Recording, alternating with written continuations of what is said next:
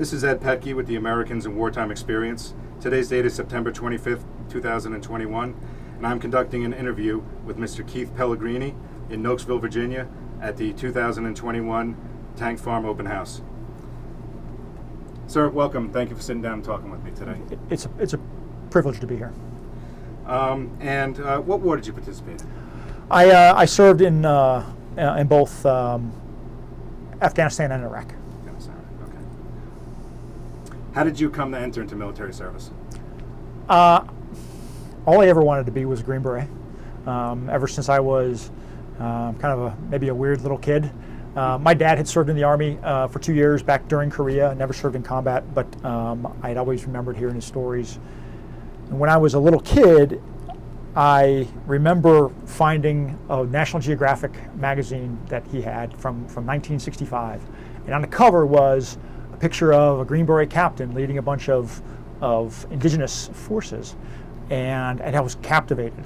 And so I started looking at the pictures because I was still too young to really understand what it was about. But I kept always going back to that. And while I went through a lot of different phases, like any kid does, wanting to be a pilot or a fireman, I always came back to being a Green Beret. And so I structured everything I did pretty much from high school onward to that goal. And was very, very fortunate to have been able to realize that goal. What year did you enlist? I commissioned in 1990. Okay. And where did you get your commission? I got my commission from the ROTC program at Georgetown University. Georgetown University. Okay. So that was your destiny, as far as you were concerned. Yeah, kind of Okay. something like that. Right. So was there a specific event that you recall that would lead you to go where you went, as far as your combat experience? Yeah, I was in my unit at Fort Bragg on 9/11, and we had some helicopters on our available to us. So that morning we had already started training with helos, and I inserted one of my teams. And we had finished breakfast, and I was back in my troop headquarters, and guys started gathering around in the squadron bar, big TV, and they said, "Hey, an airplane just hit the World Trade Center." So we all kind of went out there and kind of incredulous. And the incredulity just changed like that, when we saw the second plane hit.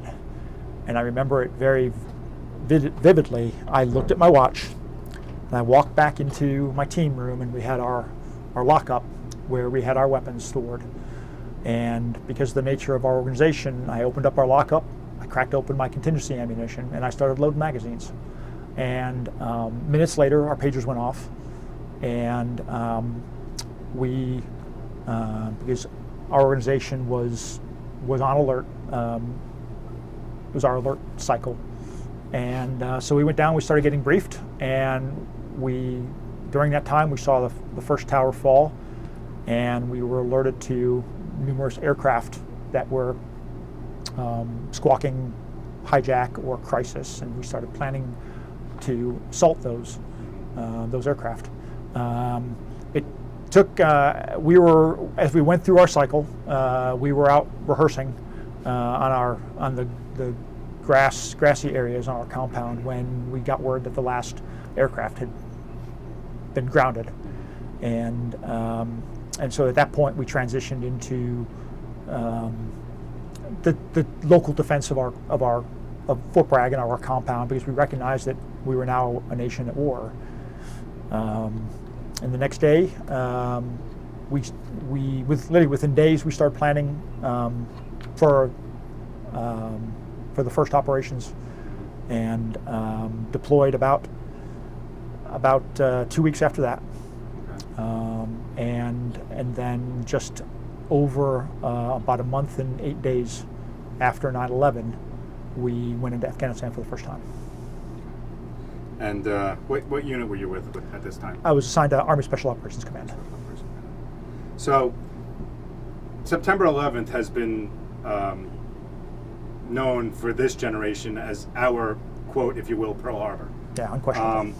Did you when you talk about seeing that plane going into the building, for the first one, did you immediately think it was something of ill intent, or did you think maybe, like a lot of other people, well, that's weird, that was a bad accident? Yeah, no, it's the latter. You know, we saw the tower burning, and you know, we could see that it was clear blue skies. It was clear blue sky in North Carolina, and at one hand, you're trying to wrap your head around it, right, and saying, okay, but that's a heck of a lot bigger fireball and a lot more flame than you would think of a small aircraft that kind of went astray or somebody lost something. And again, that didn't last long, unfortunately, you know, when we saw the second plane hit. And then it becomes less of this was an accident. And no, there was no question of it. There was no question about it at that point. Sure. So you deployed over to Afghanistan. Talk about going over there, understanding that we're not just deploying on a routine deployment. This is a war. Yeah, we deployed to an intermediate staging base in the Middle East first, and then to an afloat forward staging base. And you know, our planning cycle, we were completely immersed in the planning once we identified our target, and it was a little bit daunting based upon, you know, what we were going to do. But as our planning continued and the other enablers became part of that plan, our fire support plan became integrated, and we got to see the depth of support and engagement. We became a little bit more. I personally became a lot more confident, you know, and so when we got to the point where because we built terrain models and a lot of diagrams and some other rehearsal sites.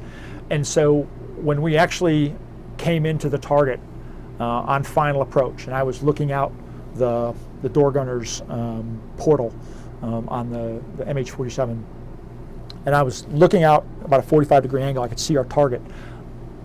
The planning and the preparation that we had received and the detailed intelligence and the support from everybody on the front side was so good that I knew exactly what I was going to do. I could exactly where I was going to hit my target, where my LZ was, where my breach point was, where my team breach points were. And to me, at that very moment, it felt more like an exercise than it did going to war, because we had prepared in such great detail. Sure. And so war is not supposed to be this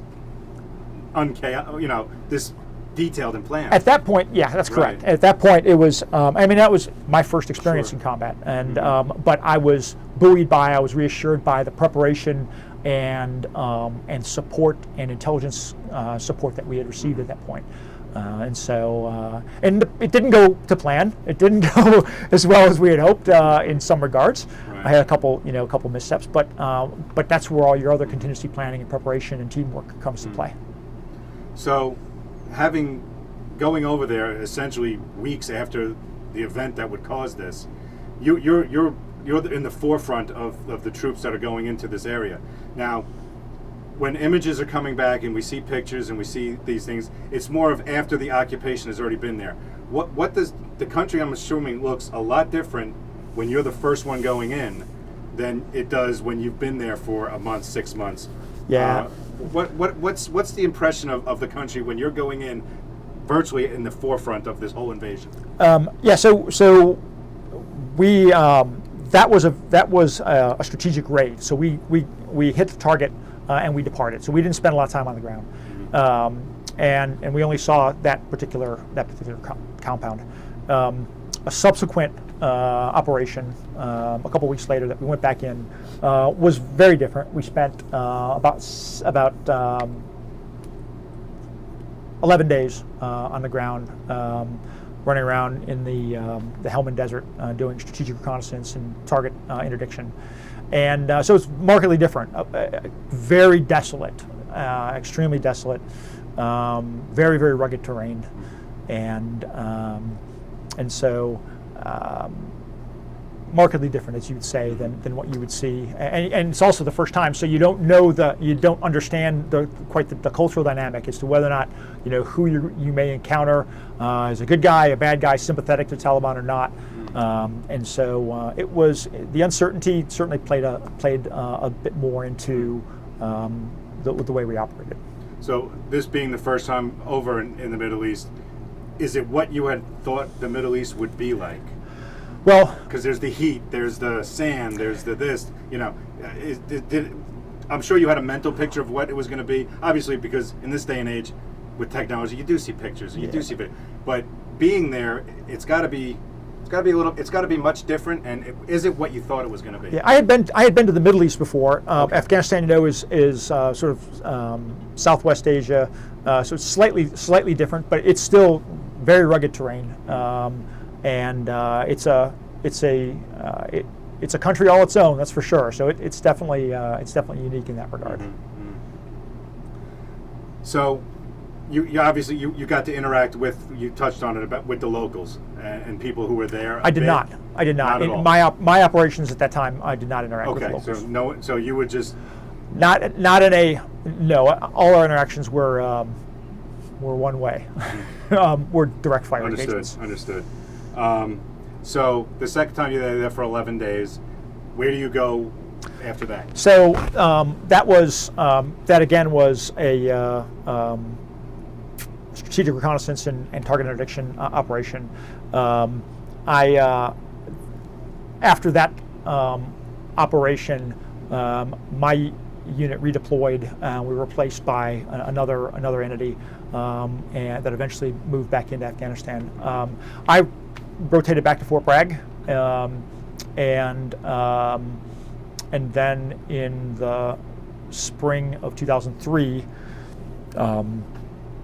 deployed to Iraq for the initial invasion of Iraq as well. Okay, so Afghanistan, Iraq, similarities but vastly different as well. Yeah, vastly different. So my experience in Afghanistan had, as I said, were small strategic level operations. Mm-hmm. Iraq was in Afghanistan. In Iraq, it was very different. We flew into the Western Desert, and because of the political situation at the time, if you recall, Turkey did not allow the 4th Infantry Division to embark into Iraq from their territory, and so the planned invasion from the northwest didn't happen, and so our unit was inserted into Western Iraq to help fix 3 Iraqi divisions that were up based in northern Iraq, and so by basically conducting a feint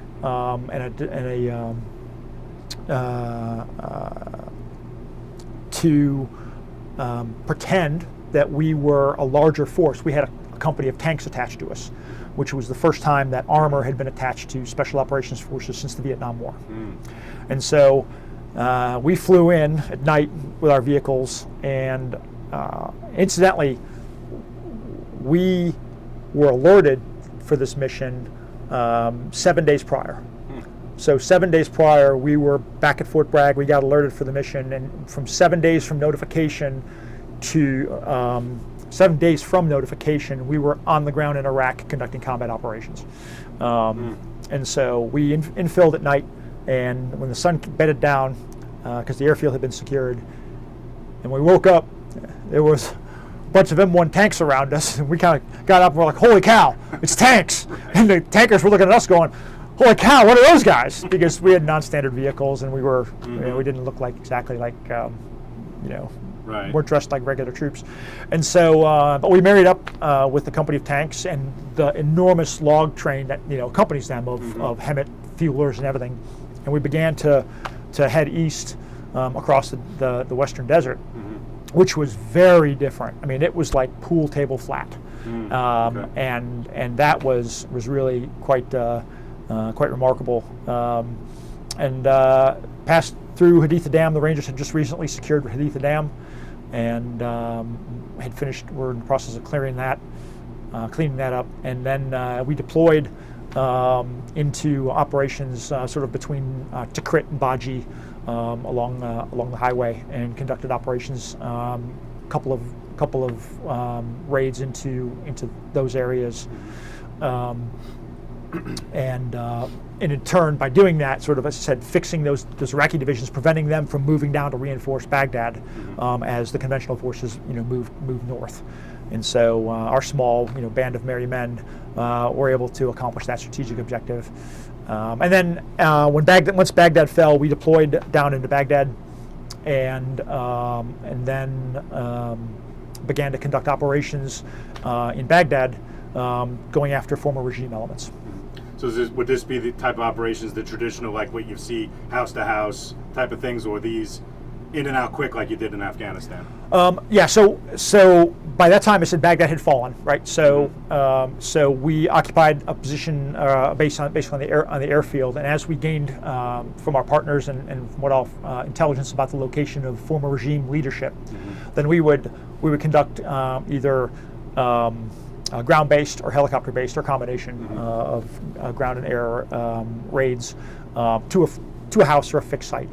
And I subsequently was selected to go up and establish a cross-functional team up in Mosul, where my element of about six members of my unit and I, embedded with our intelligence partners up there, and then worked cooperatively with the 101st Airborne Division, who were the ground owners. So 101st ran operations up across northern Iraq, and as we partnered with our intelligence partners, and again identified the location of a former regime member, then we would coordinate with the 101st. They would provide external cordon for us and medical support, and then our element would go in and conduct a raid on that house or that compound to kill or capture that regime member. Okay. So we did that for a number of months. So would the kill or capture, that would be predetermined?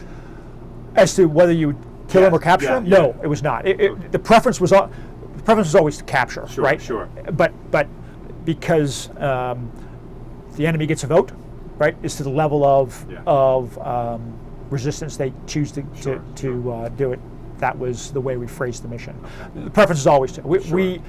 In my entire career, I never received a mission to go and kill someone. That's not the way we do business, and so the preference is always to detain. Sure, because when people hear that kill or capture, they obviously and oftentimes get the wrong impression of what that is. No, you're absolutely right.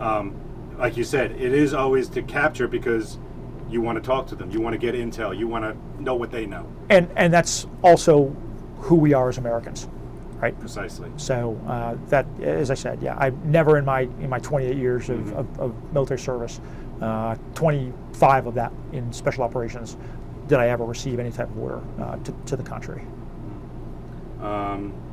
So when you're in Iraq, this is after the initial surge, the push, and the famous highway where all the vehicles are abandoned. Oh, that was Desert Storm. Desert Storm. Yeah, that was the highway of death. Was Desert Storm. Yeah. That was the first one. Right. Do you see, or are you noticing any of the well fires, the oil fires? No, again, that was Desert Storm. Saddam didn't. So they weren't doing that the second time. Not in right? OIF. No, they did not. Not in my experience. Right. Okay. So you've talked about a couple incidents that stand out. Is there one incident that, when you think about that time, your mind gravitates towards that incident that you could talk about? That, hey, you know what? My mind always goes there when someone says Iraq or Afghanistan or your time then. There's a number of them. Early on in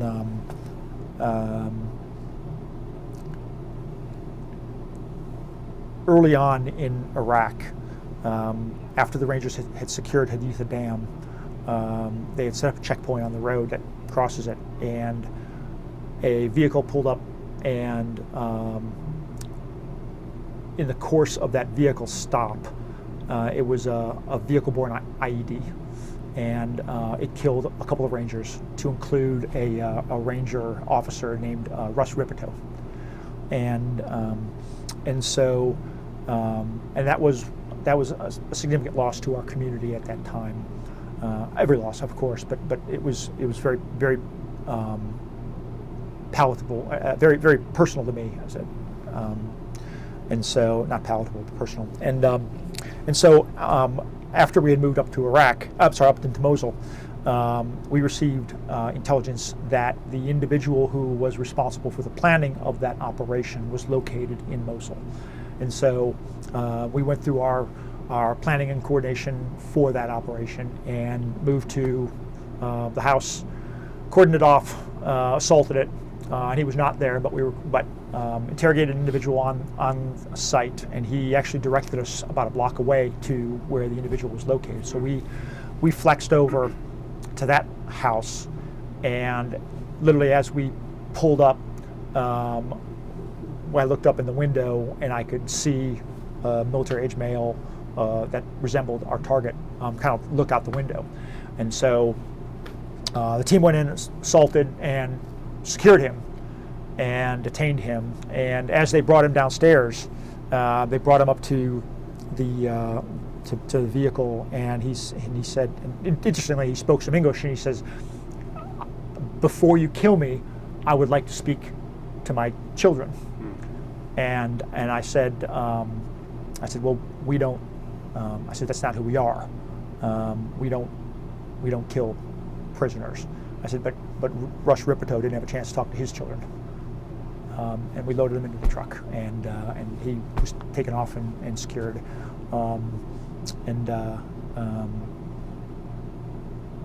That one was a little personal to me.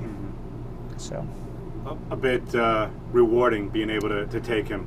It was to some extent, So understood. So those were pretty much kind of the missions that you were involved in. A lot of the. Yeah. Do you recall how many of those missions you might have gone on to capture and get intel? You had to put a number on it. My experience at that time was a little limited. We probably conducted about in that window that I was in Iraq, because again it was early on and our targets were solely former regime elements. Mm-hmm. So that's, if you remember the deck of cards, 52, mm-hmm. right? So target of 52, and a lot of them were still located, as we understood, back sort of in Baghdad and into Tikrit. So there was a small amount up in Mosul. I think we conducted probably about a dozen and a half in about a 2.5, 3 month period. So when you're not conducting these operations, obviously you're planning for them, you're training them, this and that. Is there a lag time between these missions? You're recreating where you need to go. Obviously, you're probably doing your little sand tables and a lot of map stuff. What else are you guys doing during that time between missions? Yeah. So at that point in the war, the operational tempo was still relatively slow. As I said, in about in about a 2.5 month period, about 18 operations. That's not a lot, right? So you figure that's what 60 days, 18. So maybe one every 3 days or so.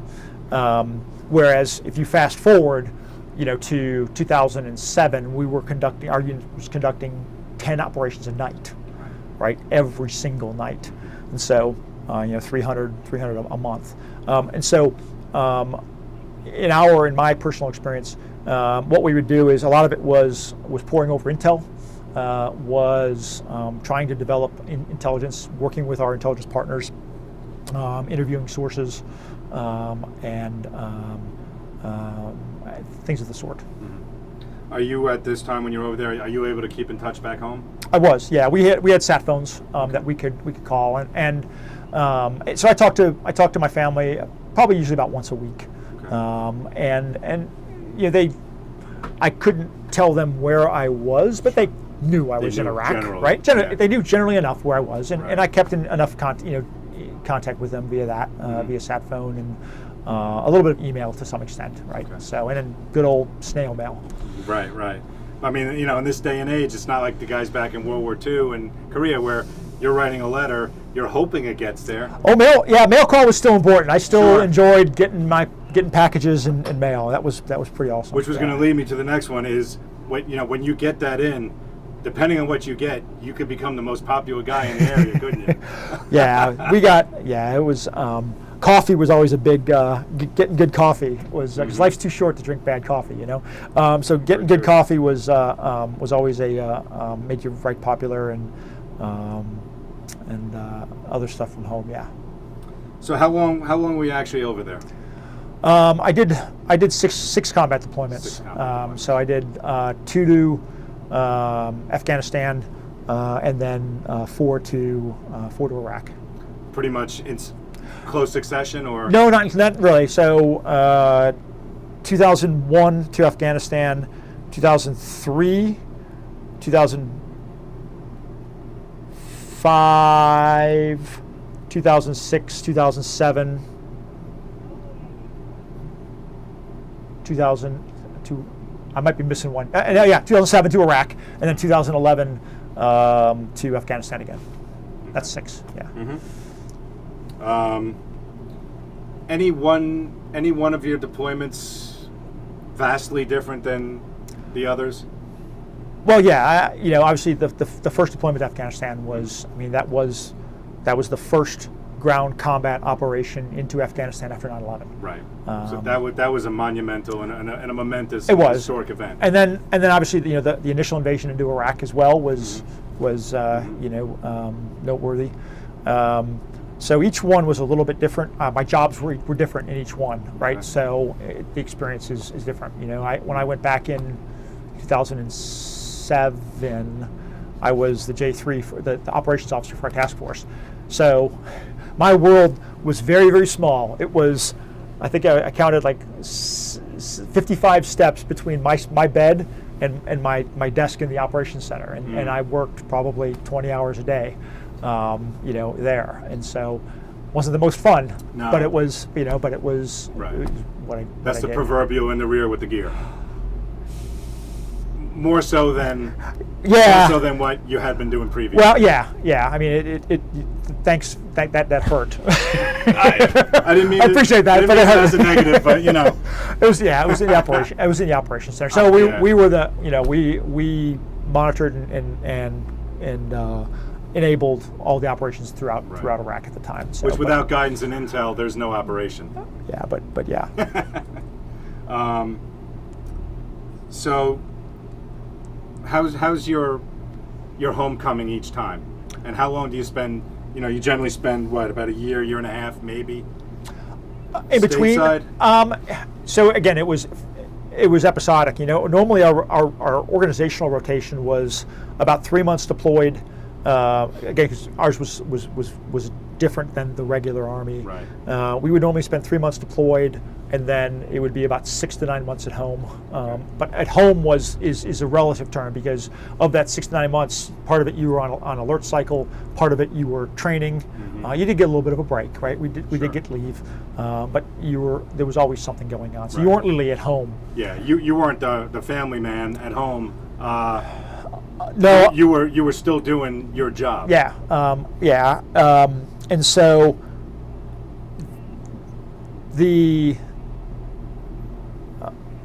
obviously we didn't come home and didn't look to come home to like fanfare or parades or like that.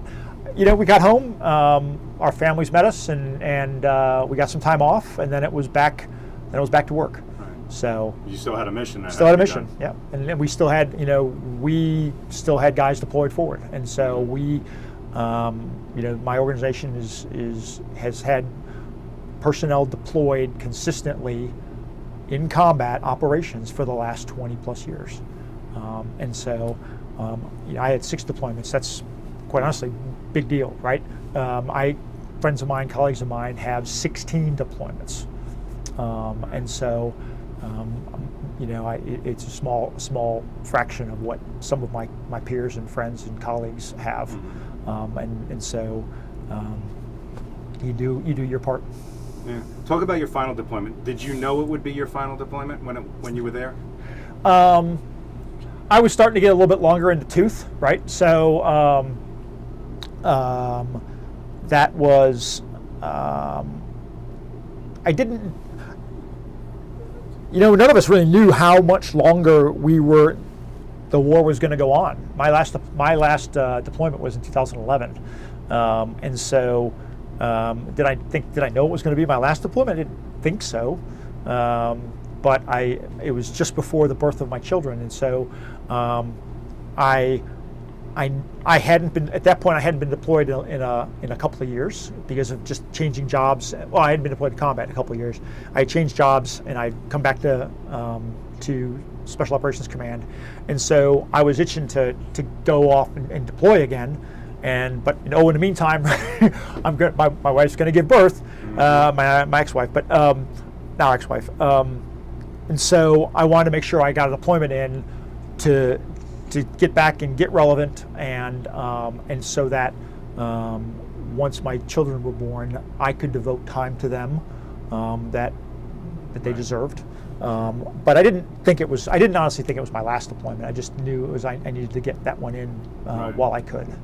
So is it sort of the as weird as it sounds to some people, and maybe as macabre, is you want that deployment, you want to be there. You get to a point where, I don't know if enjoy is the right word, but you feel more comfortable when you're doing the job that you trained for. Well, yeah.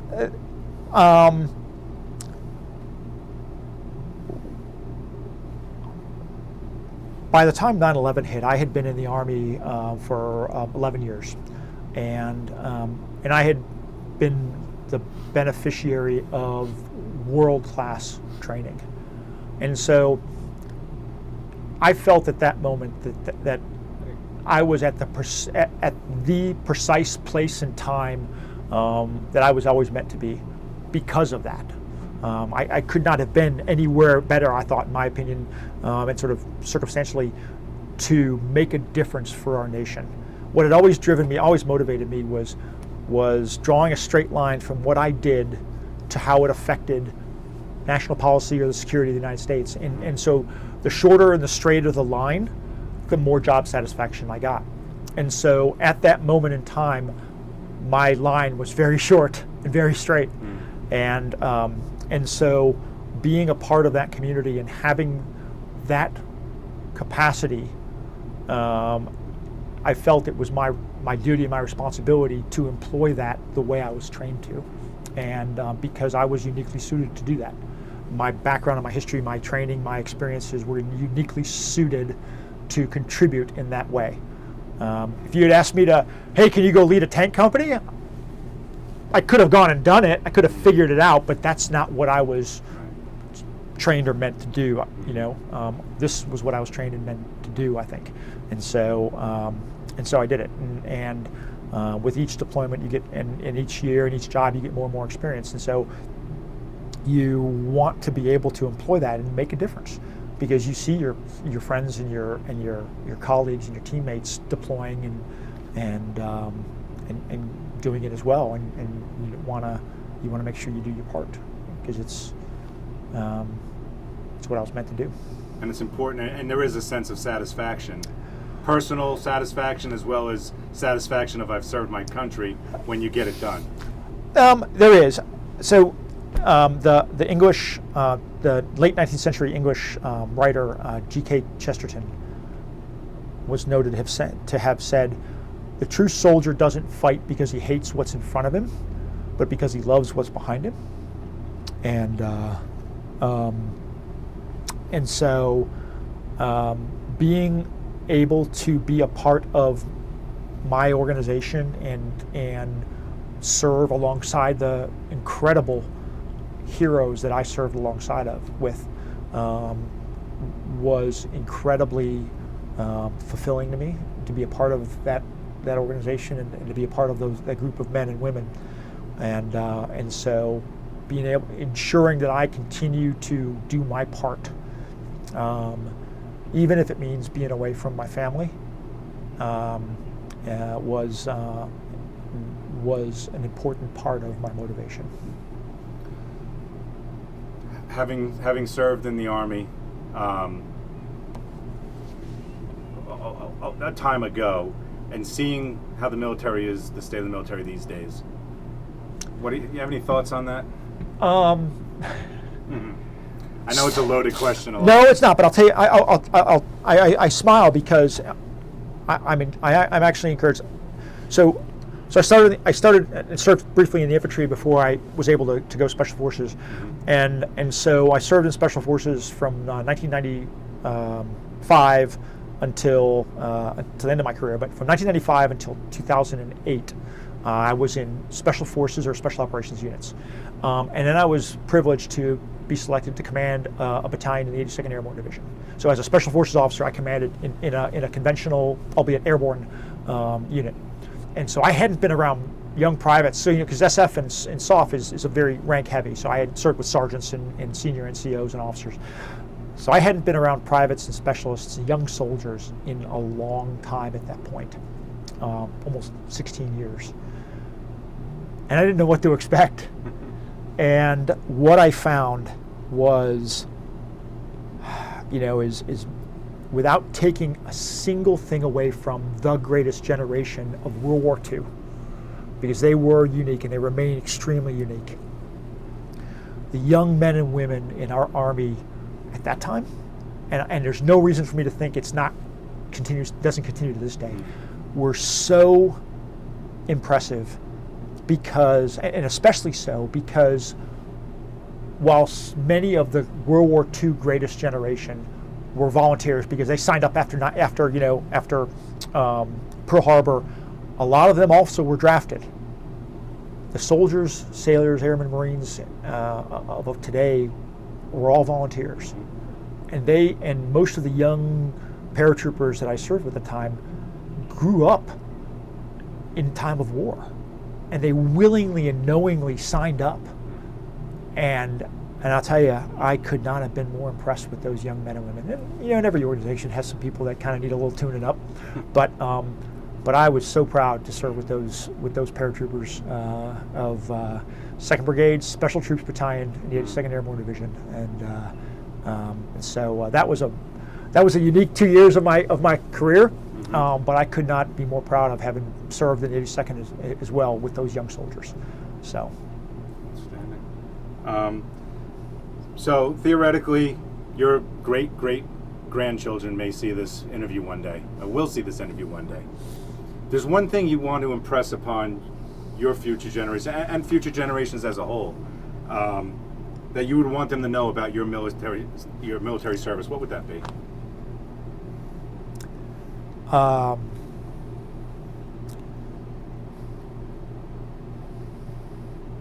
That's a hard one. I don't know about my military service. I would say maybe I would want them to realize the importance of service to our nation. It was something that I had always wanted to do, and I was able to literally live a dream, and to an extent that I never would have guessed when I was first commissioned. And accomplish things and be exposed to things and people and opportunities. And so I would say that service to our nation in some form is so critical to your who you are as a person, and that we are so fortunate. One of the things we had displayed in our squadron area was it said, "To whom much is given, much is expected," and we as a nation are afforded so much unconsciously by our birth, and we owe it to ourselves, we owe it to our friends and neighbors, and we owe it to future generations to give back in some way, shape, or form. And it doesn't mean giving back as 28 years in the Army, but we owe our nation a debt.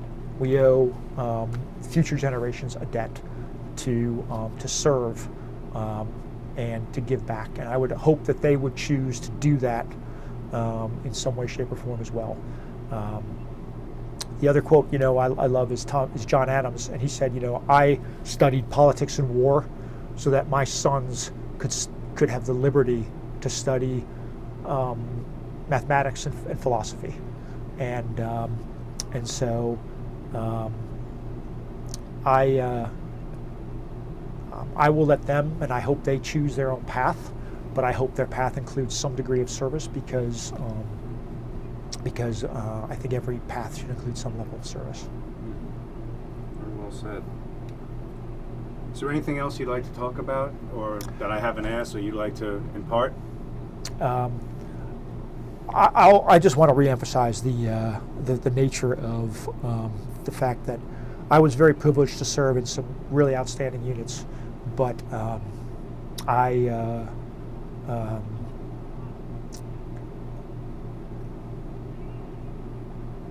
served among heroes, and some of them aren't with us anymore, and I remember them every day, and it's just been a privilege to do that.